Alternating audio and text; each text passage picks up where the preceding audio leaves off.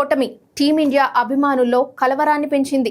స్వదేశంలో జరుగుతున్న ఐసీసీ టీ20 వరల్డ్ కప్ 2026లో టీమిండియా ఆరంభం అదిరింది.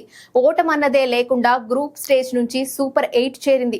ఇలా టీం గెలుపు బాటలో నడిచినంత కాలం ఓపెనర్ అభిషేక్ శర్మ వరుసగా డకౌట్ అవుతున్న అవకాశాలు దక్కాయి. కానీ సూపర్ 8లో సౌత్ ఆఫ్రికా చేతిలో ఓటమి తర్వాత పరిస్థితులన్నీ మారాయి. అందరి వేళ్లు అభిషేక్ వైపు చూపిస్తున్నాయి. దీంతో ఇక టీ20 వరల్డ్ కప్ లో అతడి ప్రయాణం ముగిసినట్లే అని క్రికెట్ పండితులు చెప్తున్నారు.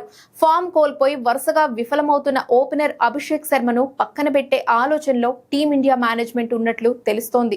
ఇప్పటికే అతడికి ఎక్కువ అవకాశాలు ఇచ్చామని భావిస్తున్నారట.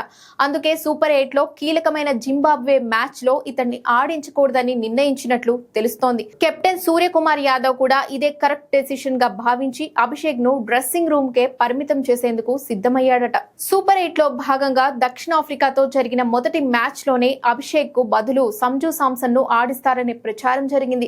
కానీ కెప్టెన్ సూర్యకుమార్ ఎంతో నమ్మకంతో అభిషేక్ కు మరో అవకాశం ఇచ్చాడు. కానీ అతడు ఆ నమ్మకాన్ని నిలబెట్టుకోలేదు. తన వికెట్ ను చాలా సులభంగా పారేసుకున్నాడు.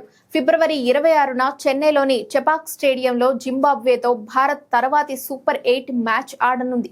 ఒకవేళ ఈ మ్యాచ్ లో ఓడితే భారత్ పరువు పోవడమే కాదు, టీ20 ప్రపంచ కప్ నుంచి నిష్క్రమిస్తుంది.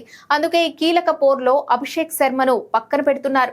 అతని స్థానంలో సంజు సామ్సన్ తుది జట్టులోకి రావడం ఖాయంగా కనిపిస్తోంది. ఈ వరల్డ్ కప్ 2026లో ఇప్పటి వరకు అభిషేక్ 4 మ్యాచ్ల్లో కేవలం 15 పరుగులు మాత్రమే చేశాడు. కానీ సంజు సామ్సన్ ఒకే మ్యాచ్ లో 22 పరుగులు చేశాడు. ఇక జింబాబ్వే మ్యాచ్ లో సంజు సామ్సన్ ఓపెనర్ గా బరిలోకి దిగి రాణించాడో అభిషేక్ శర్మ వరల్డ్ కప్ 2026 నుంచి తప్పుకున్నట్లే. అతడు తిరిగి జట్టులోకి వచ్చే అవకాశం ఉండదు.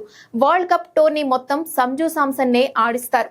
అయితే ఒకవేళ సామ్సన్ కూడా వరుసగా విఫలమైతే సెమీఫైనల్ లేదంటే ఫైనల్లో అభిషేక్ కు అవకాశం దక్కవచ్చు. కానీ జింబాబ్వేతో ఓడితే వరల్డ్ కప్ నుండే టీమిండియా అవుట్ అవుతోంది.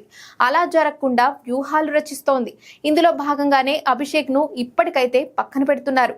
ఇది తాత్కాలికమా లేదా ఈ వరల్డ్ కప్ మొత్తం ఇక బయటే ఉంటాడా అన్నది టీమిండియా గెలుపోటములు నిర్ణయిస్తాయి. దక్షిణాఫ్రికా చేతిలో ఓటమితో టీమిండియా సెమీస్ అవకాశాలు సంక్లిష్టంగా మారాయి.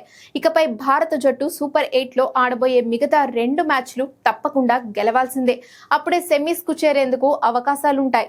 ఏ ఒక్క మ్యాచ్ ఓడినా స్వదేశంలో టీ20 వరల్డ్ కప్ ను అందుకునే అవకాశం కోల్పోయినట్లే.